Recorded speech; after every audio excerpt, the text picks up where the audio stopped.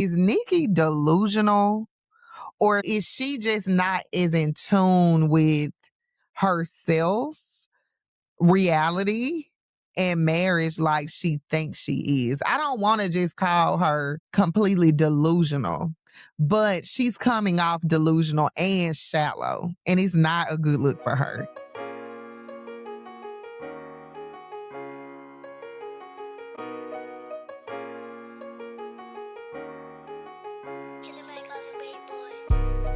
Hey y'all, welcome back to my channel. My name is Jessica and this is the Jessica Diaries. Today we are reviewing episode 2 of Married at First Sight, season 20. If you did not watch my episode 1 review, go on over to my main channel page and watch it. Make sure you're also subscribed because I will be watching and reviewing this entire season. I say that with every show and I never do it, but I promise I'm going to do it with this one, Lord willing, okay? So the way that the episode is flowing, it's kind of difficult to break it into couple because all of these things are overlapping. So I'm just going to go in the order of the episode and in the order of my notes that I have right here. So it looks like we picked up with Adam and Marissa's wedding.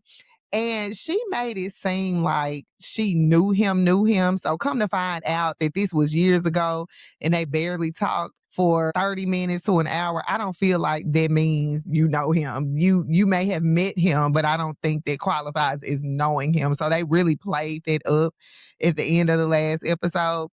And I thought it was interesting that she told Adam that she loved his gift, because when I was watching episode 1, I didn't get the impression that she loved it. It seems like she was kind of expecting something else. So I was a little confused by her saying that she loved his gift. We go over to the Felipe's wedding and his best man has a speech.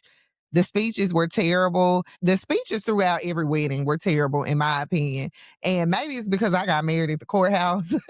I didn't have a wedding or even think about what my maid of honor or what my husband's best man would say.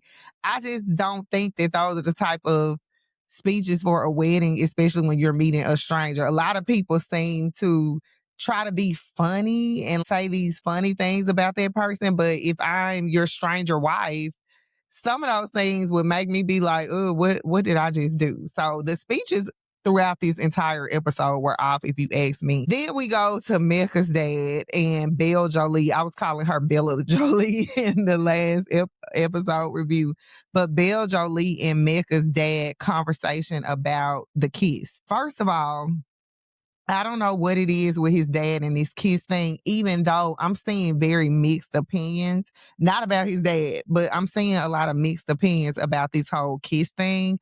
Just for the sake of now and where am in my notes, I feel like Mecca's dad is attracted to Belle Jolie and is really trying to kind of like test the waters to see. I don't know. It just comes off like he's attracted to her and like he want her for himself. That's what it was giving. It's very strange that he kept harping on this kiss and trying to suggest what it may mean and put these things in Mecca's head, which I mentioned last week. He was just doing too much, like doing way too much. I like that he was talking to her though.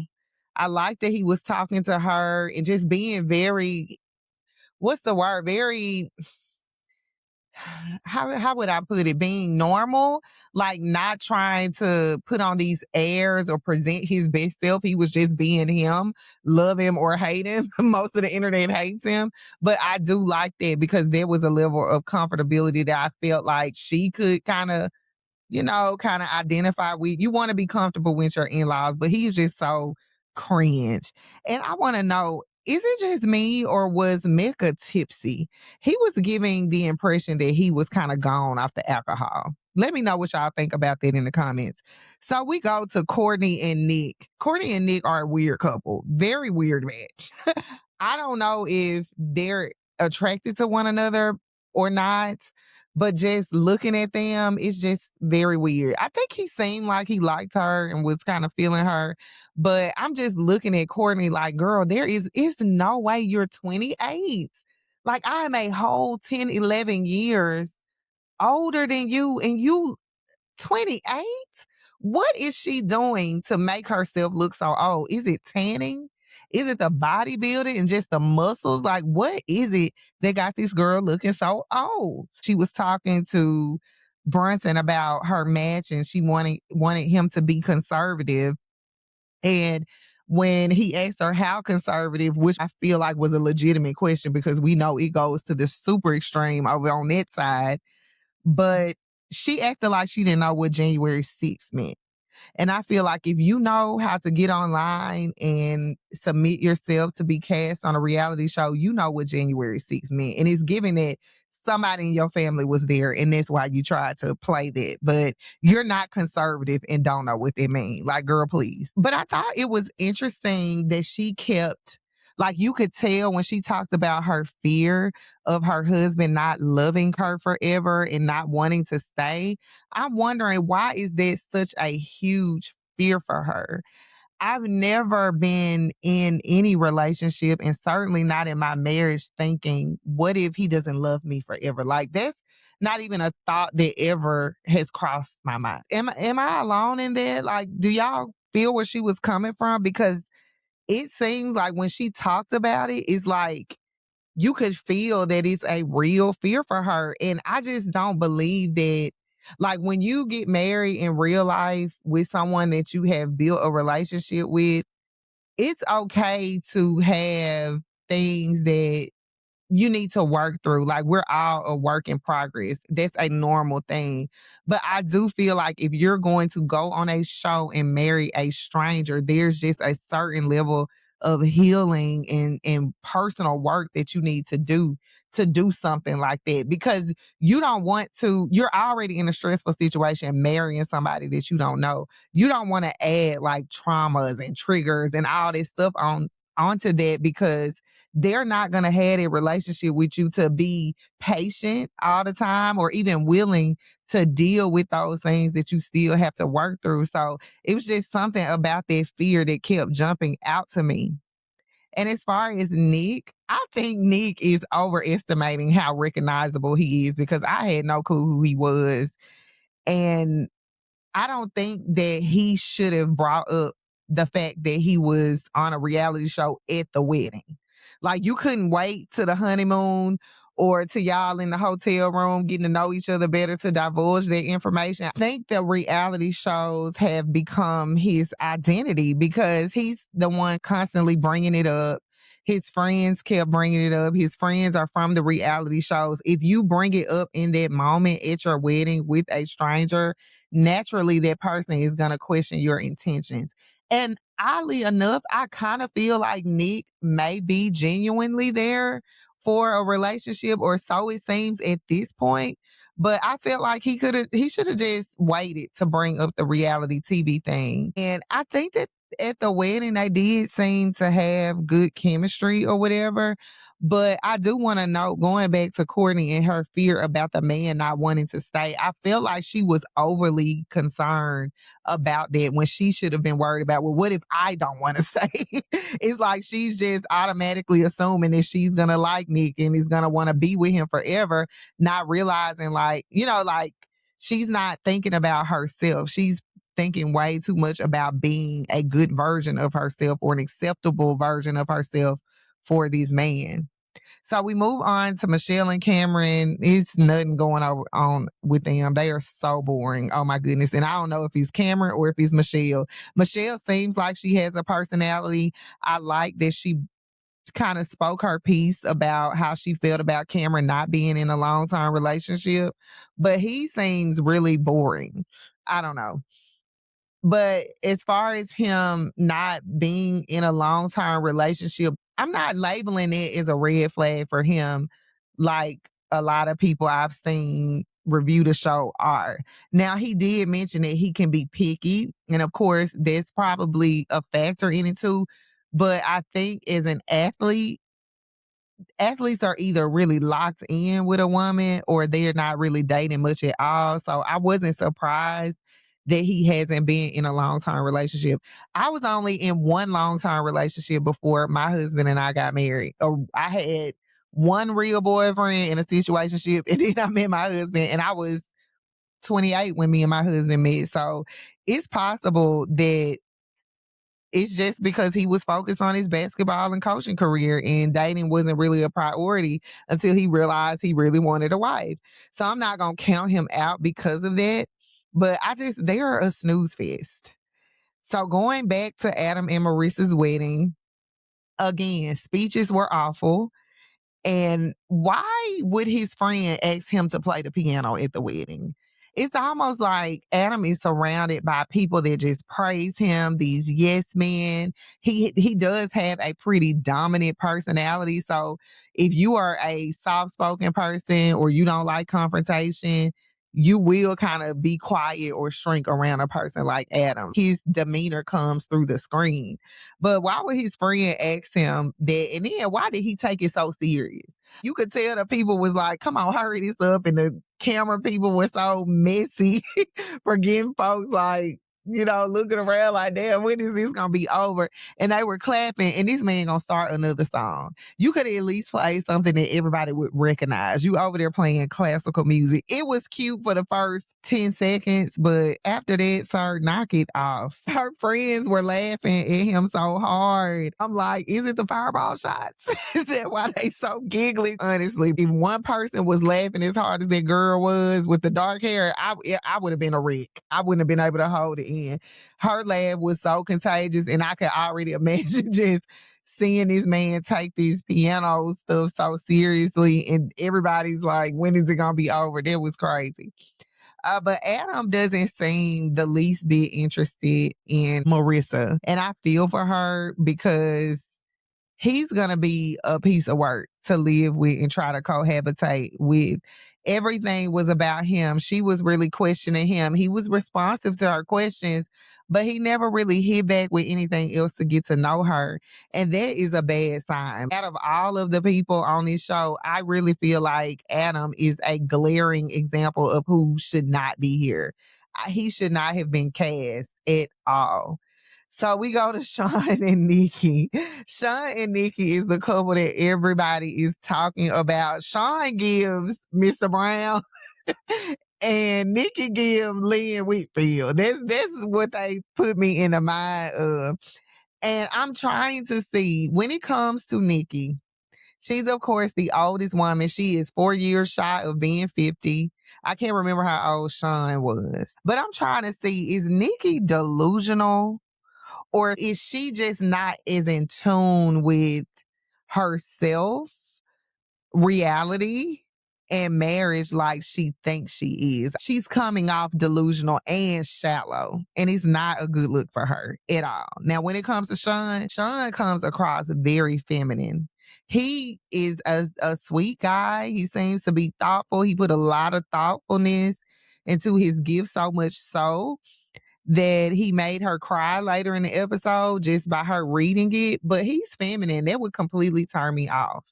He seems like, hey, sister girl, like, it's just not giving, like, I want to be with you romantically from his personality. Now, because they're entering in a marriage, it's worth mentioning and even considering whether or not Sean may be struggling with his sexuality and trying to make sure that he's attracted to women and wants to be with women, because he mentioned growing up as a pastor's kid in the church. It's already traumatizing and demanding enough to grow up in church. As someone who, the whole reason I'm back on YouTube is because of church, believe it or not. Go look at some of my other videos. But it's even more triggering and traumatic, I would imagine, being the child of a pastor. He said that sex was not a thing in his home. He's sexually deprived. He lost his virginity like in his early 20s, did not have sex again till he was 29. Everybody's not a sex machine and sex crazy. But at the same time, what have you been doing since then? Like, are you still celibate? Like, I would have a lot of questions about that. And one thing I didn't like that Sean did in his interview was out people that he dated. Like, sir, why are you saying I dated Miss Virginia or whoever he said? I'm just throwing Virginia out because I feel like that's what he said, but he probably didn't.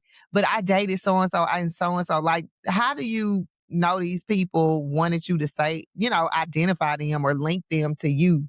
People could go look it up, or if somebody who knows them and knows that they held that title is watching the show, you would out them. I don't think that was cool. So as far as Nikki's requirements, somebody put it in a comment section like she's literally looking for a unicorn. I think she needs to ground herself in reality of what is really going on. Like, yes, you make a lot of money. You said that there's been a thing for your relationships in the past, which is probably why you're here on this show. But that should tell you that you need to be a little bit flexible. And honestly, this is such a hot topic when it comes to dating, when it comes to marriage, and especially Black women, because there's this stereotype of Black men that a lot of them don't make money, or Black women don't want to date down. I rarely hear white women talking about dating down. Like, this is just something that I've seen and heard in Black spaces, but it is really shallow to at 46. Now, if you was in your 20s, I could see it. Like, yeah, but at 46, you should have lived long enough and have enough wisdom and experience to know that a $250,000 salary and 6 feet in height is not going to sustain a marriage or make or break it. Like, it's such a shallow requirement. And with her saying she wants to be married, wants to have children, and all of that, like, girl, you got to be more realistic. I'm not saying settle, but you are on a show marrying a stranger. It's already out there that you're giving desperate. Why not be flexible in your requirements? She's also forgetting that she's the one not married too. Like, she has all of these requirements and these things that she wants, but ma'am, you're not married. Why aren't you married? Was it always the guy? Or is it something about you that you might need to work on? I think she's forgetting she's a party in the relationship and in the seeking of this partner. Whole time when we're watching the back and forth with the counselors and Nikki and Sean, the whole time I'm thinking Peacock better not be trying to do a Love Island 2.0 with what we just went through with season 8.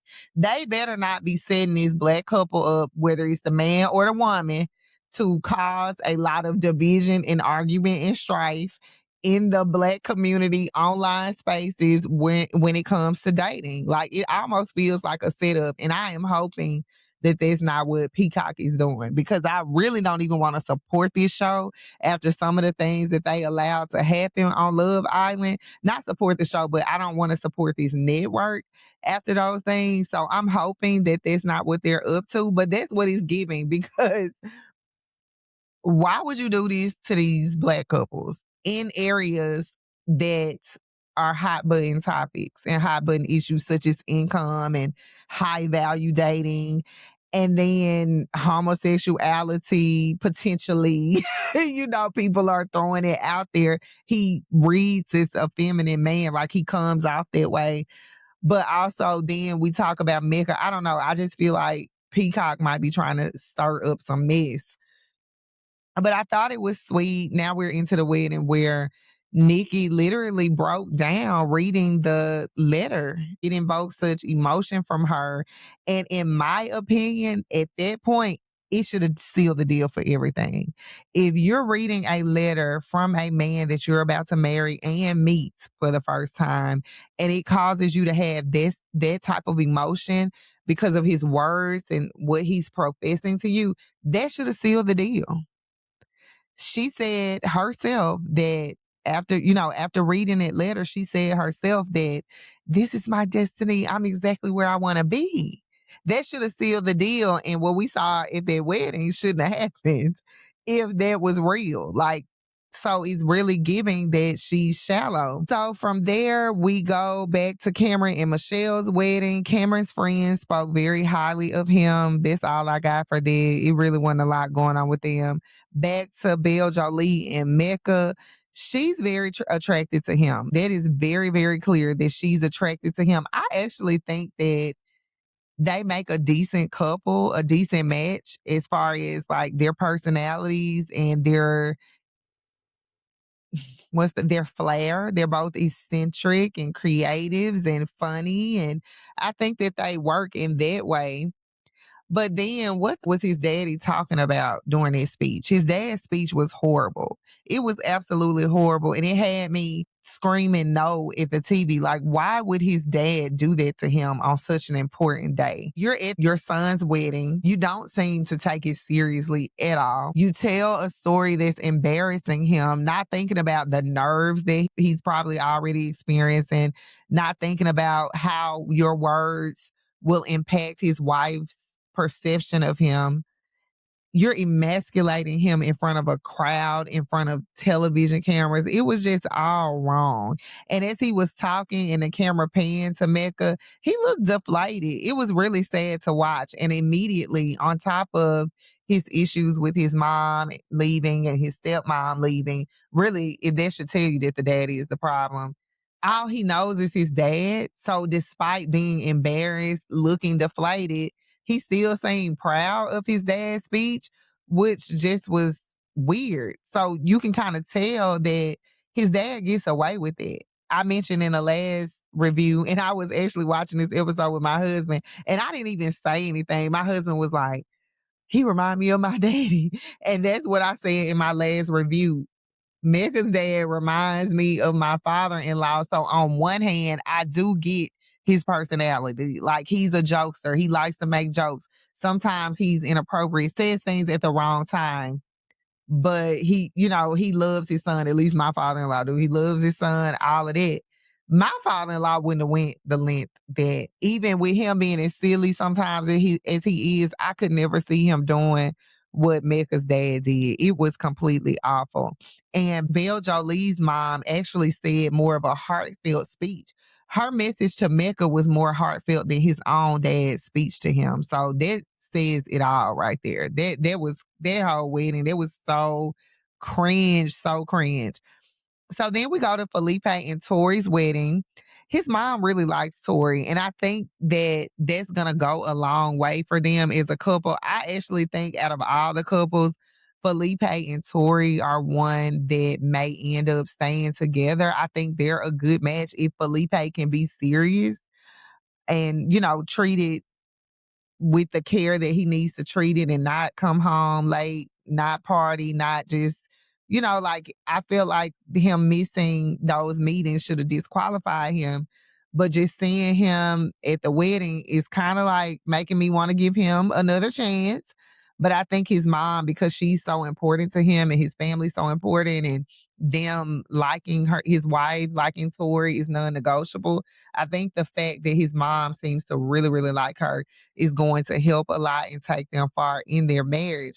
But I think that she likes Tori because she kind of maybe sees herself in Tori a little bit. I think Felipe's mom is a baddie, or would have been a baddie, or was a baddie when she was younger. She just gives baddie energy. And I think she kind of sees that with Tori. And that's probably why she likes her so much. And I still have high hopes for them still. Like last episode 1, they were the only couple that I felt would pull through. And I still have those hopes for them. So then we go to Nick and Courtney's wedding. They keep bringing up this reality TV stuff. And Courtney is right to feel the way that she feels. What stood out to me in that moment when she was talking to Nick's friends about the reality TV and even talking to her friends, it seemed like her entire energy changed. Like, she was happy, she was upbeat, but you could tell that reality TV stuff was starting to weigh on her. And it almost looks like the start of the manifestation of her fear that she mentioned that the man wouldn't stay. Like, if she's already coming into this worried about if he's going to love her forever, worried about if he's going to stay, hearing that he was on all these reality TV shows, it keeps coming up multiple times. The seed was already there from the fear. Now it's getting a little water, hearing that, and her fear about him not staying or his intentions, that's going to be tough to overcome. And that's why I said at the beginning, they should have just left the reality TV stuff alone. And choosing to divulge the information at a later time, such as when they went to the hotel before they got to the honeymoon, on the honeymoon, that is not the same as withholding it. So I think that he should have waited. We're at the end of episode 2, and it's back to Sean and Nikki's wedding. Sean's mom looks great, by the way. As we were watching, I got a note here that says, my husband said Nikki wants a soap opera man, but she got a Tyler Perry man. But Tyler Perry making a soap opera these days. And I agree with him. When um you could tell when she was coming down the aisle, Sean's side was like in love. They loved her from the beginning. They looked at her, thought she was beautiful. They were just so happy that she was the one coming down the aisle. And when she gets there, this is the moment that everybody's talking about. She didn't even acknowledge Sean. This is my hot take. I said it on Threads and I stand by it. This is what I think happens, because a lot of people are saying, oh, one girl was like, oh, do you think she thought it was Pastor Cal? That's why she was that way toward him. But I don't think it was that. I don't think that she was genuinely confused, because number one, why would Pastor Cal have been at the end of the aisle standing in the groom's position and not as an officiant? And you ain't seen Pastor Cal one time through this process. So why would you automatically think it was him? So I don't know where this idea that she was confused thinking Sean was Pastor Cal. Now he does look like him, but I'm not buying it. Remember, his letter and all of that stuff was just like, oh my God, I'm in love. This is my destiny. We go from that to her not even acknowledging Sean. Here's what I think it was. I think Nikki has in her mind the image of the man that she wants. That image is so strong in her mind. She sees it, she feels him, she hears him. That image is so strong in her mind that she could not even fathom Sean being that guy. Because honestly, when you look at on paper, where it counts, they're compatible. They're what the other wants. Her issue is that he didn't come in the package that she wants. And that is shallow, which also makes her delusional at her age to be marrying a stranger. And her reaction was so awful. And again, this is where that Love Island thing comes in. Had a man reacted to Nikki that way, we would never hear the end of it. We would be calling for him to make an apology and this, and that. And she just was so rude into him. She knew that was her groom. She knew that. Her face was terrible. It was so awful. It was so awful. I had embarrassment for Sean, but he took it very well.